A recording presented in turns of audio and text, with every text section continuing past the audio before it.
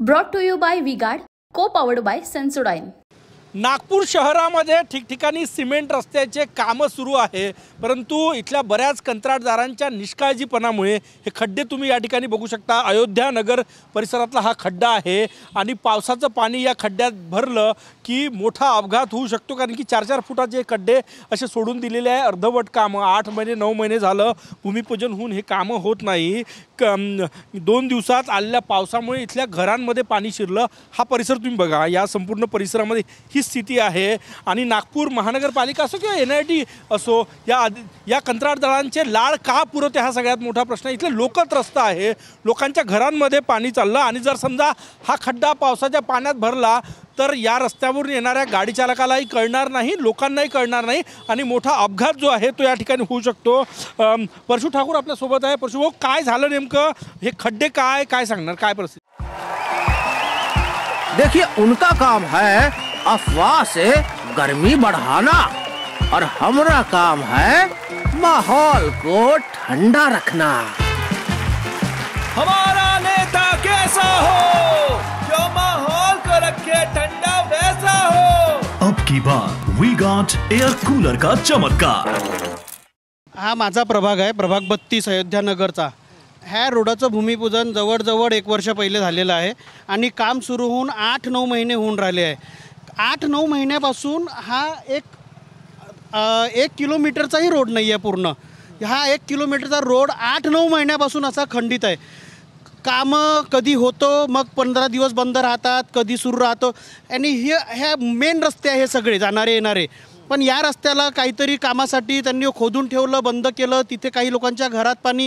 हे वारंवार आम्ही यांना अतिशय त्रास होत आहे, अपघात झालेले आहेत, अपघात होऊ शकून झालेला आहे।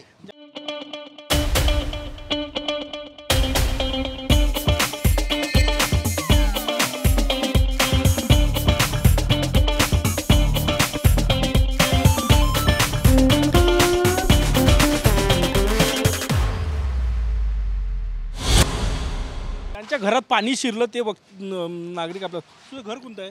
माझं घर अयोध्यानगरच्या प्लॉट नंबर 53 मध्ये आहे। अशाच खड्ड्यामुळे पाणी शिरलं? खड्डे नाही आहे, यांनी जे हे खड्डे, आता हे डिस्कनेक्ट आहे तर तिथलं जे सगळं पाणी येत आहे ते इकडे न येता इकडे सगळं जाम झाल्यामुळे ते आमच्या घरात शिरलं आहे। काका तुम्ही सांगा।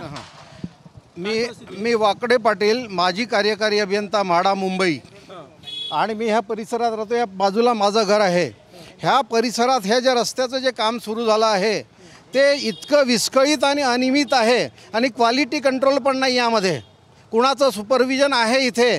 गव्हर्नमेंट एक मिनिट कंत्राटदार आहे इथे, कंत्राटदार आहे। हो, येतो तुम्ही वाकडे साहेब, येतो। कंत्राटदार इथे आहे, तुम्ही काम करताय? हां मी करतोय।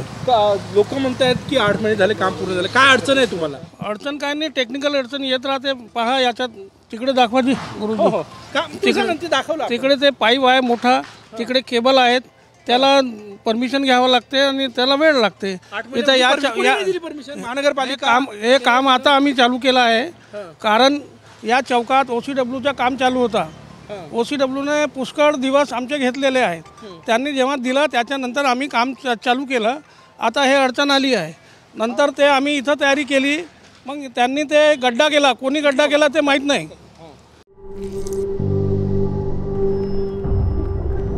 झिंझिण्यांपासून त्वरित आराम मिळवा सेन्सोडाईन रॅपिड रिलीफ बरोबर। ते गड्डा कोणी केला ते माहीत नाही, तर काहीतरी अडचणी आहेत म्हणून आमच्या 95% काम कंप्लीट। नक्कीच काम पूर्ण झालं आहे, परंतु अडचणी येत आहे, परमिशन मिळत नाही। म्हणजे सरकारी एक कार्यालय दुसऱ्या कार्यालयाला परमिशन देत नाही, अधिकारी दुसऱ्या कार्यालयाला परमिशन देत नाही आणि त्याची पनिशमेंट जी आहे, शिक्षा जी आहे ती सर्वसामान्य लोकांना त्याचा त्रास भोगावा लागतो आहे। पहिल्या पावसातच लोकांच्या घरांमध्ये पाणी शिरलं आणि या 3-3 फूट खड्ड्यांमुळे अपघातालाही निमंत्रण आहे। कॅमेरामॅन सचिन सयामसह Gajanan Umate, TV9 Marathi, Nagpur. Brought to you by V-Guard, co-powered by Sensodyne.